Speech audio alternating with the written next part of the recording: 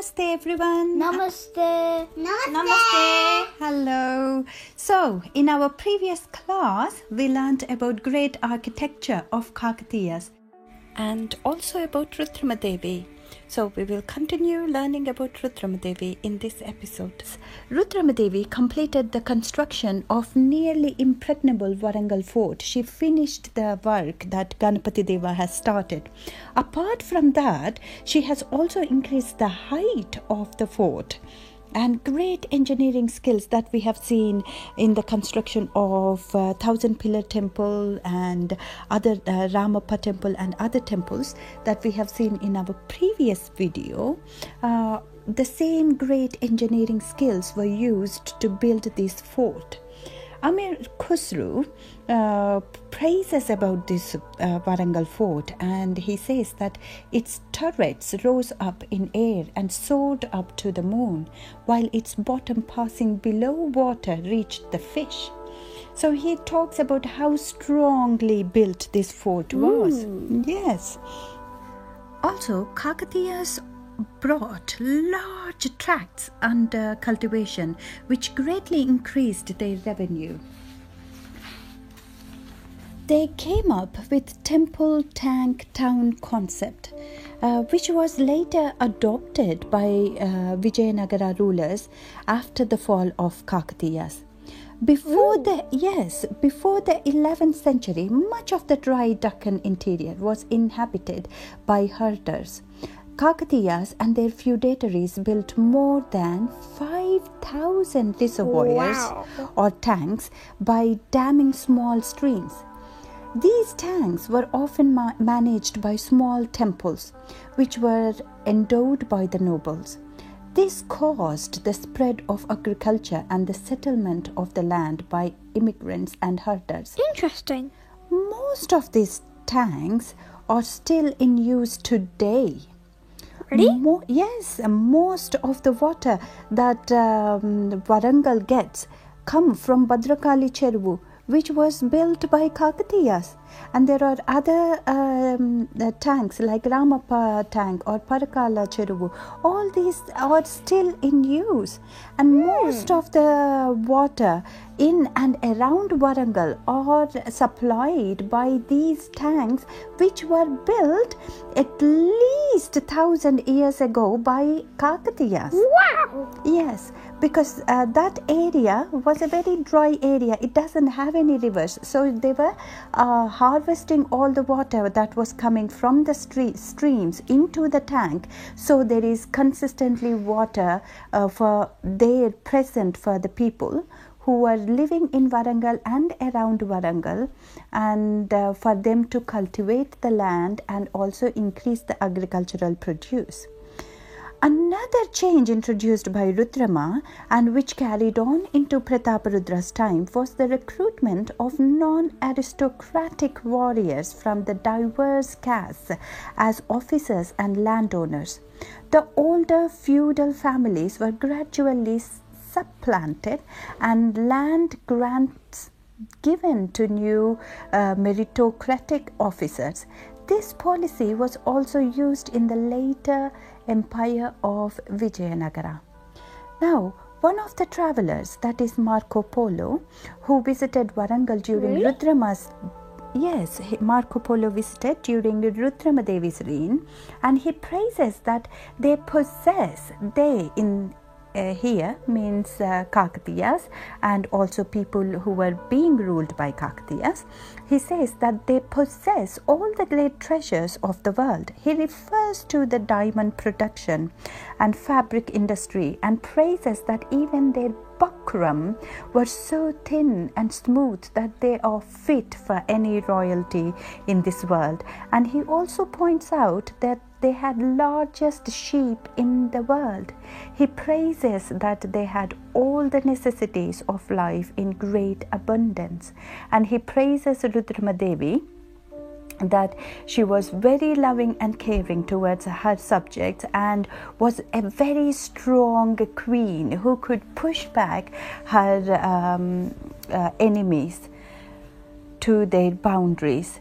Rudrama ruled for at least 40 years and presided over the golden age of the Kakatiyas.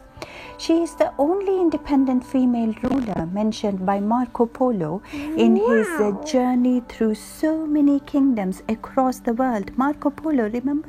He was going around the whole world, but he only mentioned Rudramadevi as the strongest queen that he has seen throughout his journey around the world.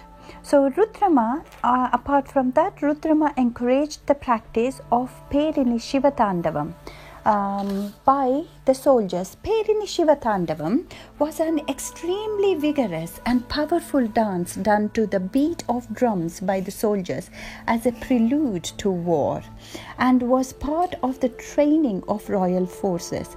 This dance form nearly died out after the end of Kakatiya dynasty and has recently been revived by Padma Shri Dr. Nataraja Ramakrishna by studying the poses depicted in the Ramappa temple at Warangal and other sources. This sounds like the Maoris in New Zealand. Like they did like the haka dance before the war. Maoris, yes, they have this custom of doing a war dance. Yes, the same way Kakatiyas had Perini Shivatandavam. So, in spite of the continuous warfare, her kingdom was tremendously rich, not least because it was the only known source of diamond production in the world. The Kohinoor, incidentally, was from the Kollur mines and is rumored to have been the eye of a sculpture in Warangal during Kakatiya times. It is supposed to have been carried to Delhi by Malik Kafur and later passed on to Mughals as part of Delhi treasury. And we know that it changed hands, many hands. From Delhi Sultanate, it went to Punjab, and from Punjab, it ultimately reached Queen of England. Queen of England, and she has it in her crown now. Also, Kakatiyas were exporting not only diamonds, but they were also exporting famed fabrics. So these were two commodities they were exporting. Rudrama's reign came to an end when she was at the age of 82. One of her feudatories, Ambadeva, started trying to get independent. So she went to fight a war against Ambadeva, and she lost her life in the battle. But Rudramadevi was succeeded by her grandson Prataparudra in 1289, who later defeated Ambadeva, and he was a great king. Prataparudra was a great king who reconquered lost territories and was at the zenith of his glory 20 years into his reign, that is till 1309. Whoa. Yes, but from 1309 there have been many attacks from Delhi Sultanate.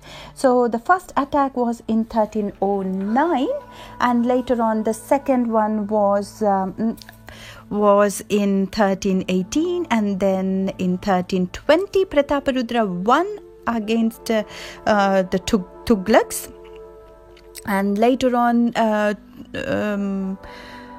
they were attacked again.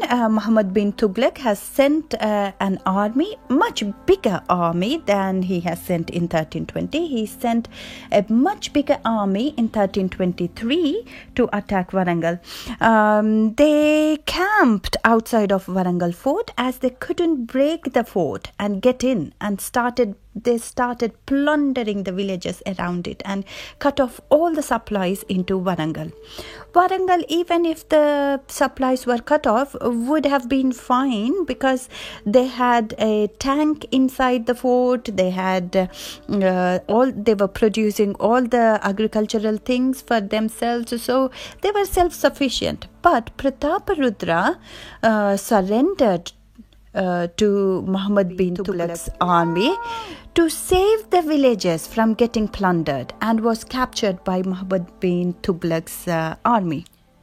With Prataparudra's death, glorious Kakatiya's rule came to an end. Although Kakatiya's rule ended, they left behind majestic structures. Although plundered and ruined by the invaders, they still are majestic, and people still do visit the temples even today.